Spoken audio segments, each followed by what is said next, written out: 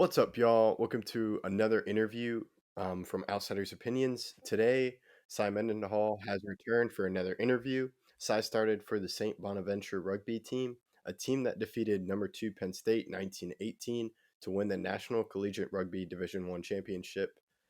Congrats, Cy, on winning the Thank y'all. championship. Thank you guys. Yeah, that's a huge accomplishment. How was the transition between high school rugby and collegiate rugby? Was it a big difference or was it just playing? I'd say definitely the style of play is a lot different. It's a lot faster paced, more skill, more kicking involved, which is huge because down in Texas rugby we don't kick a whole lot, so that was a big transition, something to work on. What was it like meeting your new teammates? It was fun. We had a little mountain retreat where we bonded really quickly. I'd say it was good, especially for the incoming freshman class. And all the older guys were really welcoming and helped out a lot. How did Coach Tui Osborne set expectations for the team at the start of the season? Did he say anything at the beginning, like where the goals were? Yeah, I'd say definitely set the expectations higher, meaning like this is the year we're going to beat teams that we hadn't in the past. Like, for example, the Penn State game in Kutztown, which we hadn't beaten before in previous years, but we finally accomplished. So just goals like that and just get better every week. Speaking of Penn State, you had to face them twice. So, what was Coach Osborne's was there anything different between the first time you faced him and the second time you faced him? Coach Osborne's approach? You said approach wise? Yeah, or did he say anything different, or was it the same Yeah, message? it's basically the second game was obviously a lot more pressure, like in the championship. So we just wanted to treat it like another game, not get too hyped up about it. But definitely for the first one, we just practiced. We started like up until that week was just preparation for Penn State, basically. So beat Penn State was the goal in mind, and we accomplished it. And then, when did you first know you would be starting for the team?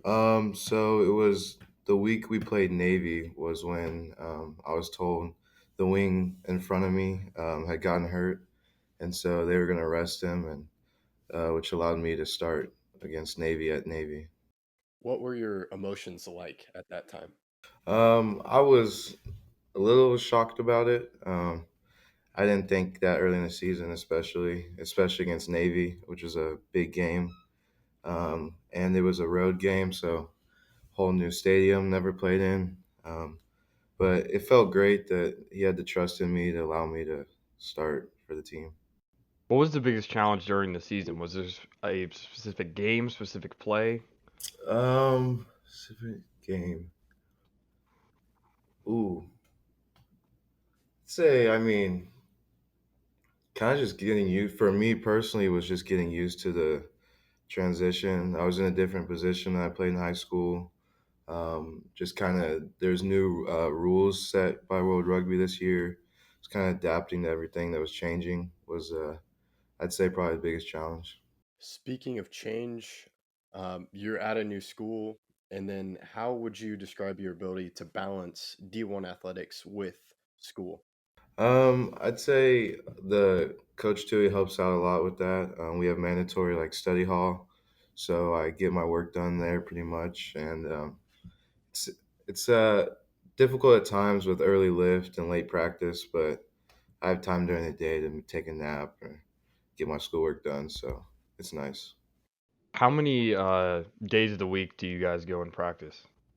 We'd practice Tuesday, Wednesday, Thursday, Friday, and then with lift Tuesday and Thursday, and typically game on Saturday.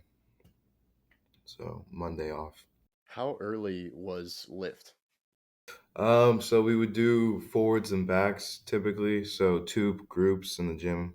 One was at 6 a.m. and one was at 7. And luckily, my dorm room is probably 2 minute max walk from the gym. So I'd wake up around 5:50 or 6:50. After a 19-3 lead in the national championship, some costly penalties allowed for Penn State to start to rally in that game and really steal some of the momentum that was happening. How did you guys adjust to that pressure? Because everyone started to get a little antsy watching the game. I know I did. Yeah, definitely. Especially I was subbed out at that point, so I was getting antsy as well. Basically, just on the field, they calmed down and just kind of took it slowly. Their plan was just play the ball out slowly, not let them get possession. And then we got a few cards as well in that moment, so you're down people.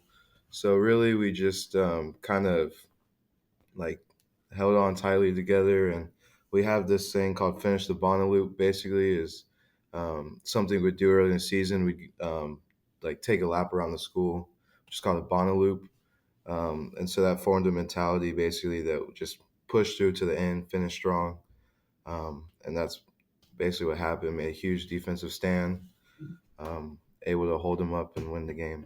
Speaking of the Bonnaloop running around school, what was the weather like? Was it different than Texas? It's definitely different. When I got up there for preseason, it's actually it was nice. It wasn't like Texas heat that we get here. It was a little hot, so I was like, this isn't too bad. And then as the season went on, closer to the playoffs, started to get rainy, cold. Occasionally we snowed towards the end. It was definitely new for me. I was having to practice in a parka sometimes and couldn't feel the hands, so I was dropping passes and couldn't pass the ball. Just a huge transition from Texas rugby for sure. Going back to the national championship, I remember watching it. It was insanely windy. How did that affect the game? So that was huge for our approach because we have a great kicker who could hit within the 50. So basically, we took the win the first half.